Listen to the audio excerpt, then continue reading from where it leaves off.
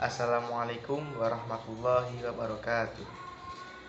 Perkenalkan, kami dari kelompok 2 yang beranggotakan saya Fani Ahmad Ildanum Kholadun Nama saya Muhammad Said Siddiq.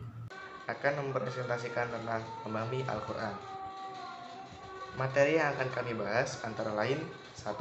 Definisi Al-Quran 2. Kehujahan Al-Quran 3. Sifat hukum dalam Al-Quran dan yang keempat, fungsi dan tujuan Al-Quran. Yang pertama, pengertian atau definisi dari Al-Quran. Al-Quran menurut bahasa artinya bacaan atau yang dibaca yang diambil dari isi masdar qoro'a, yaitu qoro'a yaqra'u Qur'anan. Yang kedua, menurut istilah, Al-Quran adalah nama bagi kalamullah yang diturunkan kepada Nabi Muhammad SAW. Yang ketiga, menurut ejaan Kamus Besar Bahasa Indonesia atau KBBI, Al-Quran adalah kitab suci agama Islam.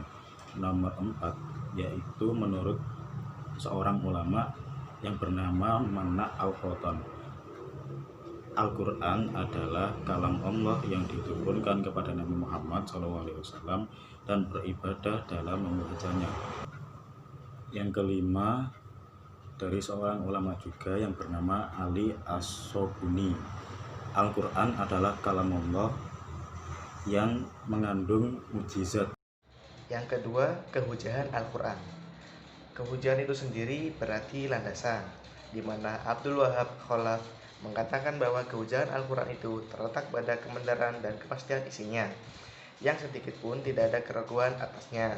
Allah Subhanahu wa Ta'ala menurunkan Al-Quran untuk dijadikan sebagai dasar hukum yang disampaikan kepada umat manusia agar mereka mengamalkan segala perintahnya dan menjauhi segala larangannya. Pedoman Al-Quran dalam mengadakan perintah dan larangannya adalah tidak memberatkan dan diturunkan secara berangsur-angsur. Bahasan ketiga mengenai sifat-sifat hukum dalam Al-Quran. Hakikat hukum Islam itu tiada lain adalah syariat itu sendiri yang bersumber dari Al-Quran, Sunnah Rasul, dari Ar-Ra'yu. Doktrin pokok dalam Islam itu sendiri yaitu konsep tauhid, merupakan fondasi dalam struktur hukum Islam, yaitu hubungan hablum minallah, hubungan vertikal, dan hablum minannas, hubungan horizontal, amar ma'ruf nahi munkar, takwa, adil dan bijaksana, serta mendahulukan kewajiban daripada hak dan wewenang. Sehubungan dengan doktrin di atas, maka terdapat 5 sifat dan karakteristik hukum Islam, yaitu 1. Sempurna. Syariat Islam diturunkan dalam bentuk yang umum dari garis besar permasalahan. Oleh karena itu, hukum-hukumnya bersifat tetap, tidak berubah-ubah lantaran berubahnya masa dari berlainnya tempat. Untuk hukum-hukum yang lebih rinci, syariat hanya menetapkan kaidah dan memberikan patokan umum. Penjelasan dan rincinya diserahkan kepada ijtihad pemuka masyarakat.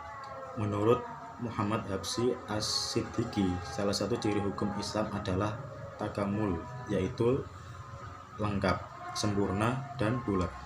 Berkumpul padanya aneka pandangan hidup.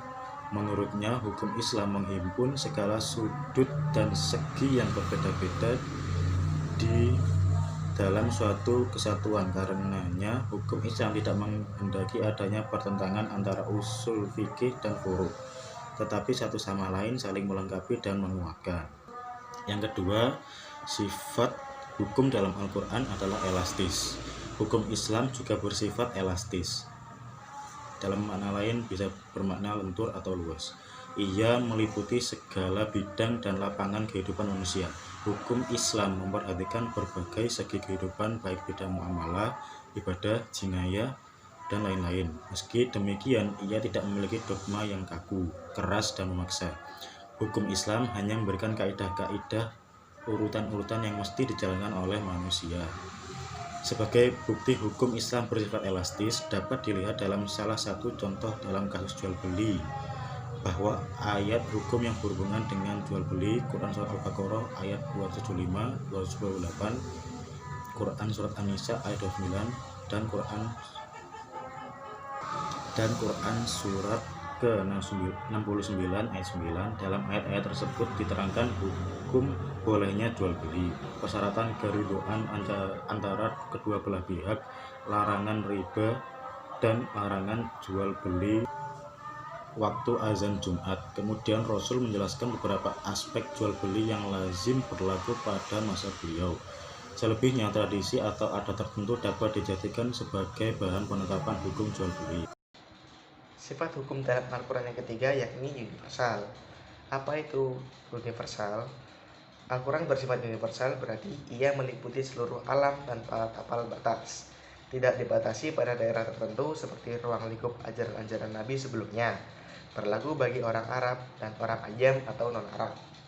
Yang keempat yakni sistematis, yang berarti pernyataan bahwa hukum Islam itu bersifat sistematis adalah hukum Islam mencerminkan sejumlah doktrin yang bertalian secara logis, yang berhubungan satu dengan yang lainnya, seperti dalam hukum Islam Nahdlatul Ulama.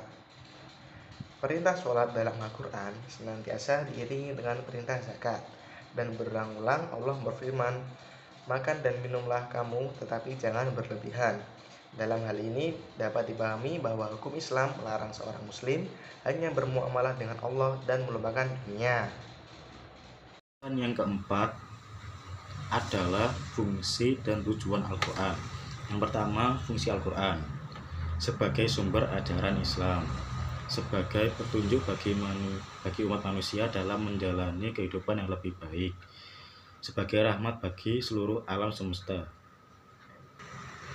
sebagai pembaca antara yang baik dan yang batil, sebagai peringatan dan penyejuk, sebagai panduan dan menyelesaikan sesuatu yang timbul di tengah masyarakat, sebagai mukjizat terbesar dari Nabi Muhammad SAW, dan sebagai penutup wahyu-wahyu yang diturunkan Allah Subhanahu wa Ta'ala kepada para nabi dan rasulnya.